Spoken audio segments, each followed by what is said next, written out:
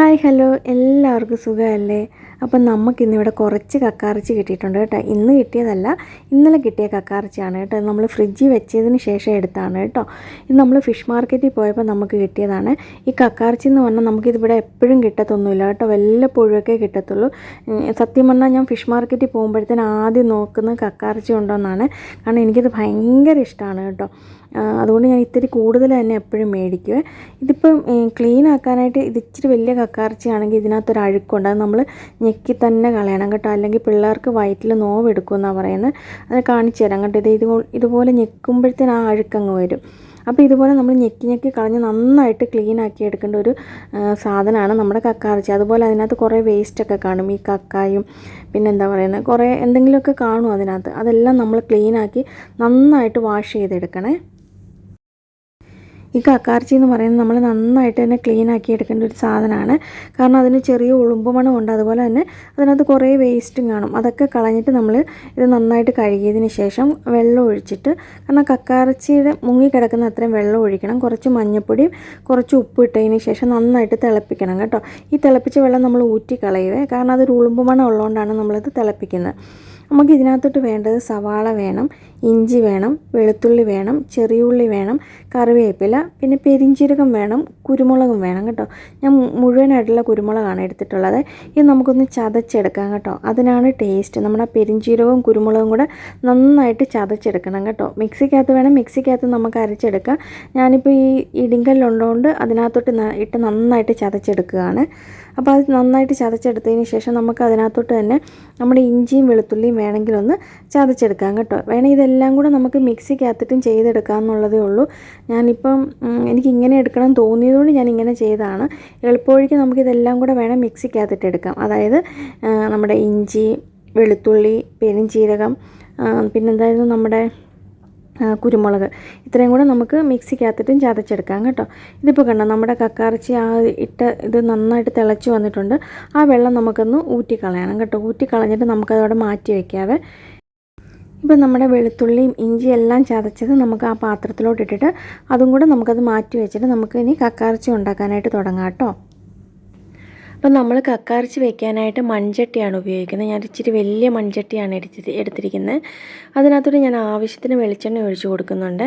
വെളിച്ചെണ്ണ ഒഴിച്ച് കൊടുത്തിട്ട് അത് നമുക്കൊന്ന് ചുറ്റിച്ച് കൊടുക്കാവേ, കാരണം ചട്ടിയുടെ എല്ലാ ഭാഗത്തും ഒന്ന് എത്താനായിട്ട്. അതിനുശേഷം ഇതിനകത്തോട്ട് വേണമെങ്കിൽ നമുക്ക് കടുക് ഇട്ട് പൊട്ടിക്കാം, വേണമെങ്കിൽ മതി കേട്ടോ. ഞാനിപ്പോൾ ഇതിനകത്തോട്ട് കടുക് ഇട്ടിട്ടില്ല. ഇഞ്ചിയും വെളുത്തുള്ളിയും ചതച്ചതും ചെറിയ ഉള്ളി അരിഞ്ഞതുണ്ടല്ലോ, അതും കൂടി ഇട്ട് കൊടുത്തിട്ട് നന്നായിട്ടൊന്ന് വഴറ്റിയെടുക്കുകയാണ്. അതിനുശേഷം നമ്മുടെ പെരിഞ്ചീരകവും കുരുമുളകും കൂടെ ചതച്ചതുണ്ടല്ലോ, അതും കൂടി ഇട്ട് കൊടുക്കുക. ഇതൊന്ന് ഇട്ട് അത്യാവശ്യം ഒന്ന് വഴന്നതിന് ശേഷം നമുക്കതിനകത്തോട്ട് സവാള ഇട്ട് കൊടുക്കാവേ. സവാള ഇട്ട് കൊടുത്തിട്ട് നന്നായിട്ടൊന്ന് മിക്സ് ചെയ്യണം. അപ്പം നമ്മളെപ്പോഴും പറയുന്ന പോലെ ഇതിനകത്തോട്ട് ലേശം ഉപ്പിട്ട് കൊടുത്താൽ പെട്ടെന്ന് വഴന്ന് കിട്ടുക. അതുകൊണ്ട് ഞാൻ ഉപ്പിട്ട് കൊടുത്തിട്ട് നന്നായിട്ട് വഴറ്റിയെടുത്തിട്ടുണ്ട്. അതുപോലെ നമ്മുടെ കക്കാറച്ചി രണ്ടാമത് വെള്ളം ഒഴിച്ച് വെച്ചിരുന്നു. ഈ വെള്ളം ഒന്ന് ഊറ്റി കളഞ്ഞിട്ട് നമുക്ക് കക്കാറച്ചി മാറ്റി വയ്ക്കാവേ. നമ്മുടെ സവാളയൊക്കെ നന്നായിട്ട് വഴന്നു വന്നിട്ടുണ്ട്. അതിനകത്തോട്ട് ഞാൻ ലേശം മഞ്ഞൾപ്പൊടി ഇട്ട് കൊടുത്തിട്ടുണ്ട്. അത് കഴിഞ്ഞിട്ട് നമുക്കതിനകത്തോട്ട് മീറ്റ് മസാല ഇട്ട് കൊടുക്കാവേ. ഈ മീറ്റ് മസാലയ്ക്ക് പകരം നമുക്ക് മല്ലിപ്പൊടിയും മുളക് പൊടിയും വേണം ഇട്ട് കൊടുക്കാവേ. അപ്പോൾ ഞാനിവിടെ 3 ടേബിൾ സ്പൂൺ മീറ്റ് മസാല ഇട്ട് കൊടുത്തിരിക്കുന്നത്. അതിന് പകരം നമുക്ക് മല്ലിപ്പൊടിയാണെങ്കിൽ 2 ടേബിൾ സ്പൂണും 1 ടേബിൾ സ്പൂൺ മുളക് പൊടി ഇട്ട് കൊടുക്കുക.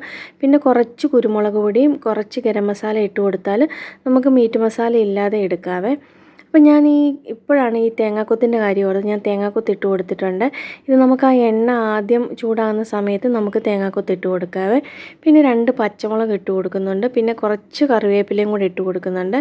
അതിനുശേഷം നന്നായിട്ട് മിക്സ് ചെയ്തിട്ട് നമ്മുടെ കക്കാറച്ചി ഞാൻ അതിനകത്തോട്ട് ഇട്ട് കൊടുത്തിട്ട് നന്നായിട്ട് ഇളക്കിയെടുക്കുകയാണ്. ഈ കക്കാറച്ചി ഇട്ട് കൊടുക്കുന്ന സമയത്ത് നമ്മൾ ചെറു തീയിൽ വെച്ച് കൊടുക്കണം. വേറൊന്നും കൊണ്ടല്ല, അത് ചെറുതായിട്ടൊന്ന് പൊട്ടുവേ. ഇങ്ങനെ ചെറുതായിട്ട് പൊട്ടി വീഴും. അതാണ് അതിൻ്റെ ഒരു പാകം. അപ്പോൾ നമ്മൾ ആ ചെറിയ തീ വെച്ച് കൊടുത്ത്, ഞാനപ്പോൾ എനിക്ക് മസാല കുറച്ച് കുറവായിട്ട് തോന്നി, അതുകൊണ്ട് ലേശം മീറ്റ് മസാലയും കൂടി ഇട്ട് കൊടുത്തിട്ടുണ്ട്. പിന്നെ കറിവേപ്പിലയൊക്കെ നമ്മുടെ ആവശ്യത്തിനനുസരിച്ച് നമുക്ക് ഇട്ട് കൊടുക്കുക കേട്ടോ. അതിനുശേഷം നന്നായിട്ട് മിക്സ് ചെയ്ത് ഒന്ന് നിരത്തി വെച്ചിട്ടുണ്ട്. എന്നിട്ട് തീ ലേശം കുറച്ചാണ് വെച്ചിരിക്കുന്നത്, കാരണം അത് അവിടെ ഇരുന്ന് നന്നായിട്ട് വേകട്ടെ. അതേസമയം ഞാൻ പറഞ്ഞില്ല, അതൊരു പൊട്ടി ഒച്ച കേൾക്കുന്ന സമയത്ത് അത് പാകമായെന്നാണ്. അപ്പോൾ ഇത് കണ്ടോ, മസാലയൊക്കെ പിടിച്ച് നന്നായിട്ട് വഴന്നു വന്നിട്ടുണ്ട്. തേങ്ങാക്കൊത്തുമൊക്കെ നല്ല പാകത്തിന് കിട്ടിയിട്ടുണ്ട്. ഈ തേങ്ങാക്കൊത്ത് ആദ്യം എണ്ണയ്ക്കകത്ത് തന്നെ ഇടണമെന്നൊന്നുമില്ല കേട്ടോ. ഞാനിട്ട പോലെ ഇട്ടാലും കുഴപ്പമൊന്നുമില്ല. കാരണം അതിൻ്റെ രുചി എപ്പോഴും ഒരു പ്രത്യേക ടേസ്റ്റാണ് തേങ്ങാക്കൊത്തിന്. അപ്പോൾ നമ്മുടെ കക്കയിറച്ചി നല്ല റെഡിയായിട്ട് വന്നിട്ടുണ്ട്. ഇത് നമുക്ക് ചോറിൻ്റെ കൂടെ ഇപ്പോൾ ഇതുള്ള സമയത്ത് വേറൊന്നും കഴിക്കാൻ വേണമെന്നില്ല കേട്ടോ. ഈ കക്കയിറച്ചി കൂട്ടി തന്നെ നമുക്ക് കഴിക്കാം. അപ്പോൾ ഇതുപോലെ എല്ലാവരും ഒന്ന് ട്രൈ ചെയ്ത് നോക്കണം. ഇവിടെയൊക്കെ ഇത് കിട്ടാൻ ഒത്തിരി ബുദ്ധിമുട്ടാണ്. കിട്ടുന്ന സമയത്ത് ഞാൻ ഇതുപോലെ മേടിച്ച് വെക്കാറുണ്ട്. അപ്പോൾ എല്ലാവർക്കും വീഡിയോ ഇഷ്ടമായെന്ന് വിചാരിക്കുന്നു. ഇഷ്ടമായവർ ലൈക്ക് ചെയ്യുക. അടുത്തൊരു വീഡിയോ ആയിട്ട് കാണാം കേട്ടോ. ബൈ.